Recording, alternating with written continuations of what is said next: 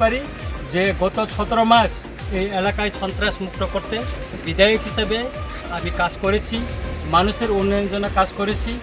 এখানে গংরাই সরাতেও খাস কল্যাণপুর হয়ে গোরাঙ্গটিলা পর্যন্ত স্টেট হাইওয়ে করে দিয়েছি 13 কোটি টাকার কাজ। এটা নির্বাচনের পরে কাজ শুরু হবে।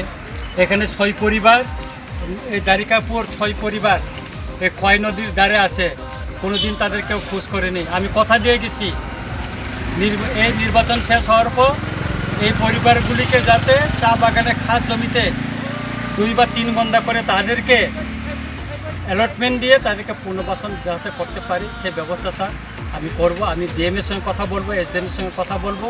আমি তাদেরকে কথা দিছি পরিবারের কাছে গিয়ে।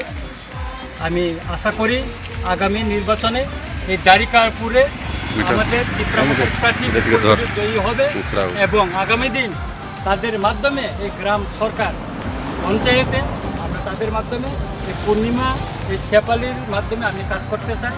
আমাদেরকে আপনারা এই দ্বারিকাপুর জনগণের কাছে আমার বিনীত অনুরোধ, আপনারা একবার সুযোগ দেন, একবার কাজ করতে দেন।